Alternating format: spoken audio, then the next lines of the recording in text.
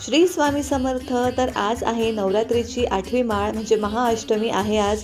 आणि दरवर्षीप्रमाणे आपण यंदाही आपल्या घरच्या घरी अष्टमीचा होम करणार आहोत.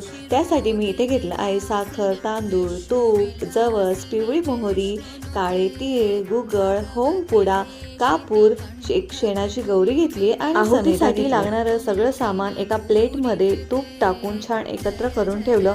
आणि ज्या ठिकाणी आपण होम मांडणार आहोत ती जागा स्वच्छ पुसून स्वस्तिक काढून त्याच्यावरती होम पात्र ठेवलं. आता हे होम पात्र मी इथे तांब्याचं घेतलंय. तुम्ही इथे मातीचं किंवा पत्र्याचं असतं ते सुद्धा घेऊ शकतात.